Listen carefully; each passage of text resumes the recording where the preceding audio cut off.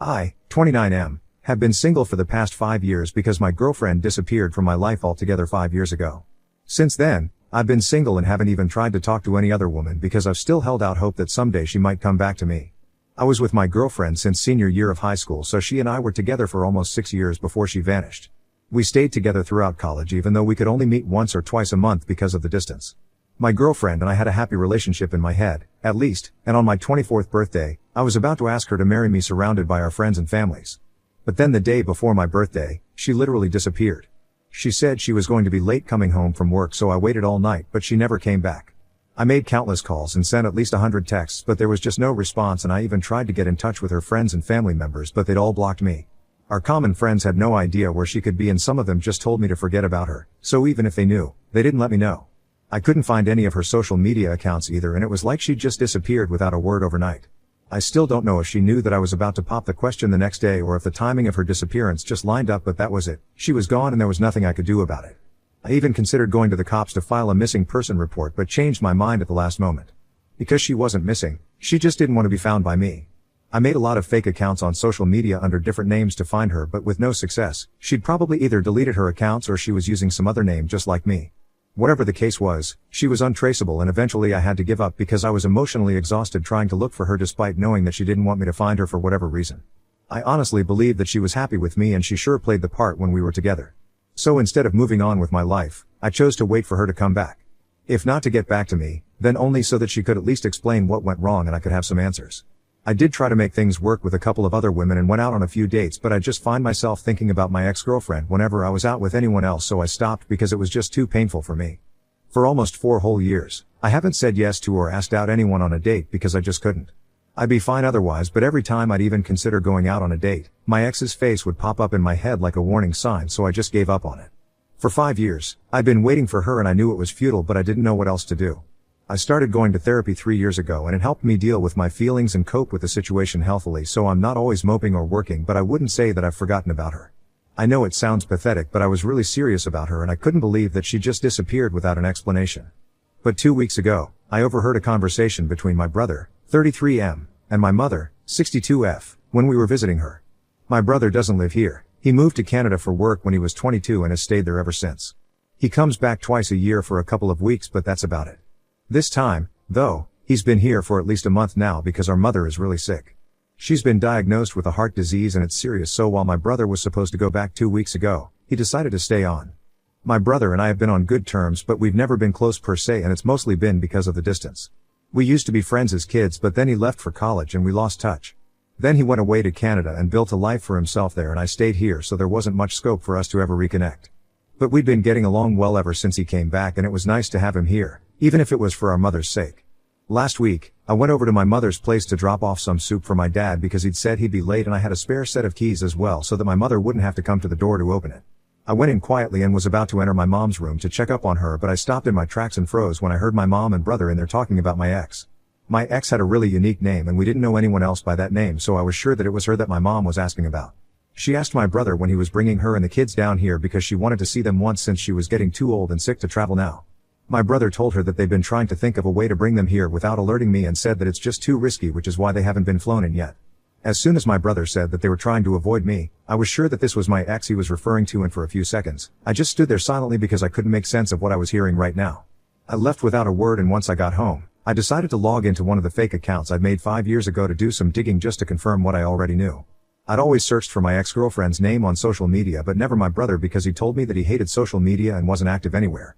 And it never occurred to me either that he might be lying, because I'd never even imagined that he and my ex might be linked.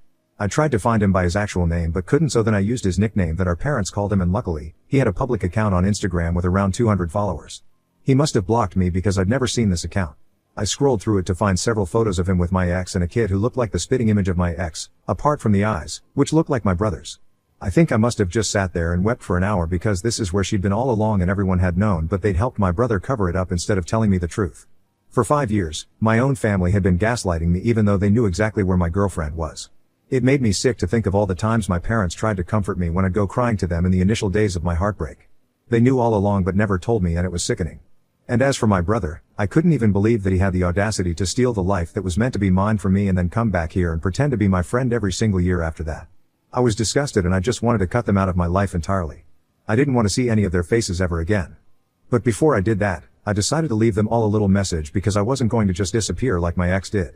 I wanted them to know that I knew what they'd done and I was never going to forgive them for it. They'd ruined my life and for 5 years, they'd refused to do anything to help fix things either. Oh, I'd also found my ex's account from my brother's account and she'd used a completely different name, so obviously I hadn't been able to find her earlier. The funny thing was this name was one of the nicknames I used to call her way back when we first started dating, but she told me that she hated it, so I stopped and it never even occurred to me to try searching for that name either. So make of that what you will. But I sent everyone the same message and it was just one line. I told them that I knew what they'd done and all I wanted to ask was why? That's it. Because that's all I really wanted to know. These people were my family, my home, and they were supposed to be the ones helping me out in times of trouble, but instead, they'd chosen to hide things from me, lie to me, and just make a total fool out of me. I thought that I'd feel better after sending that text, but I didn't, so I ended up calling up a few of my friends back from high school, went to the nearest bar, and got so drunk that I had to be carried back home. I was in such a state that I didn't even go to work for the next 2 days. It wasn't just the hangover or the binge drinking, but the pain and betrayal. 5 years had passed and nobody thought that they owed me the truth, or an explanation or some closure, at the very least. It felt like I was going to drive myself crazy thinking about all that was going on, and so I didn't even check the messages that my family had sent me in response to what I'd texted them. I'd also texted my ex on her Instagram account because I didn't have her number, but she didn't respond to me at all until yesterday. She sent back 2 paragraphs explaining that she was married and even had a child now, so the fact that I even found her account and texted her was really inappropriate. She told me that she didn't owe me an explanation or closure, and neither did my brother, so I should just forget about her. She also told me that if 5 years hadn't been enough for me to be able to move the heck on, then maybe I was the problem and not her, so instead of being a creep and texting her asking why she'd left me, I should go get myself checked because there's clearly something wrong with you. That's what she told me. I didn't know what exactly I'd been expecting, but this was not it.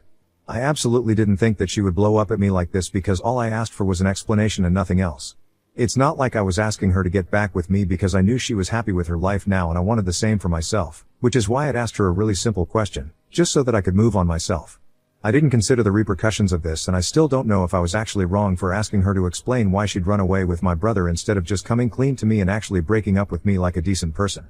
The rest of my family keeps trying to call me, but I'm not interested in talking to them, and the few common friends that we used to have are no longer part of my life anyway, so I don't really know whom to talk to about any of this. So Ida for texting my ex-girlfriend after I found out that she'd been with my brother these past 5 years after she disappeared without an explanation. Update 1. It's been a week since I posted and I haven't been able to post further updates because I was too busy catching up on all the work that I'd missed. I realized that even though I wasn't exactly wrong for texting my ex and asking her for an explanation, I did realize that it was all pointless. She was just a horrible human being who cheated on me with my brother despite being with me for 6 years and then left without a word to start a family with him. That was how it was, and I needed to accept that this knowledge was all the closure I was going to get.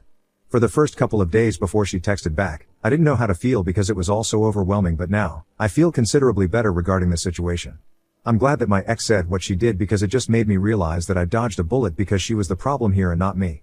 I'd given that relationship my all, but she'd preferred my brother over me, and so did the rest of my family, apparently.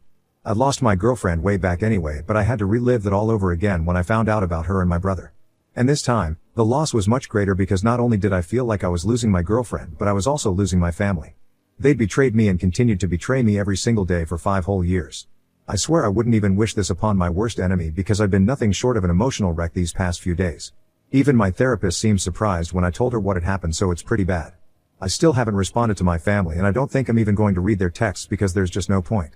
There's nothing that they can say or do at this point to make things right, not anymore. I know my mother's sick right now, but after what happened, I don't know if I'll ever be able to forgive her. The only thing I can do right now is try to move on. Update 2. Hi, everyone. My brother came to my house today to have a civilized discussion about our situation. That's what he said while waiting outside my house, calling me immature and juvenile because I refused to let him in. It's been 3 whole weeks since I overheard my mom and brother talking and found out the truth, and since then, they'd all been texting me to try and get me to talk to them, but I hadn't even opened their texts to check out what they'd been saying, let alone respond to them. So as a last resort, my brother came to talk to me today. I didn't even understand why they were all so desperate to get me to talk to them because as far as I was aware, my family only cared about my brother, or else they would have been honest with me from the beginning. So there was no need for them to act so desperate now just so that I wouldn't cut them off because I knew they didn't care about me as much as they did about my brother. My brother kept trying to reason with me. He kept telling me that he and my ex had fallen in love on one of his visits back home and they tried to stay apart, but it didn't work, so they just had to run away, and my parents kept it a secret so that my feelings wouldn't be hurt. The plan was to let me know once I found someone as well so that I'd at least be able to have some emotional support. I don't know why he thought that would be a better option than just being honest with me from the beginning. Imagine I had actually found someone in these past 5 years and then they came clean to me about what had happened. That would have 100% ruined my existing relationship at the time. Listening to him tell me about their original plan, I was relieved that I didn't find anyone and I found out the truth by myself. After a while, I finally snapped at him and told him to leave me alone or else I'd have to call the police to force him to go, and I really didn't want to do that. So he lost his cool as well, since he'd been trying to convince me for almost half an hour, standing out in the cold, and told me that the only reason he was even trying to get me to talk to him was that our mother was extremely apologetic and all this stress about me not speaking to them anymore was worsening her health condition. If Mom hadn't been sick, he wouldn't even have been here to talk to me and would have happily continued to live his life while I struggled to deal with the pain of it all. My brother truly is a piece of work. But at least he did leave after telling me that he didn't care if I spoke to him or not, but Mom wanted me to talk to her and that was all he was here for, and had it not been for Mom, he would have even flown his wife and son here just to rub it in my face. The taunt really got to me and I almost wanted to open the door and beat him to a pulp, but I refrained. I told him to go to hell. He cussed at me and it took all the self-control I possessed for me to hold back then. He went away and I've been trying to distract myself by watching Netflix, but I just can't get his taunting voice out of my head. I can't believe that my own family can be this cruel. It was bad enough that they cheated, lied, and betrayed me, and now he's here, at my door, just to make a mockery out of my pain. That's a new low. I don't know what to do about the situation with my mother though. Obviously, I don't want her health to get worse, regardless of what they did to me. Maybe I'll have to talk to her at some point because I don't want a guilty conscience if her condition gets worse. I'm sure the rest of my family won't let me live it down if that happens and will hold me responsible for it. So I might just go visit her whenever my brother and father aren't home. Update 3. Hey, guys. I finally met my mother and talked to her yesterday and I'm actually thrilled right now. It has been since I met her because I made her promise me that she and Dad were going to change their respective wills and leave most of whatever they had to me.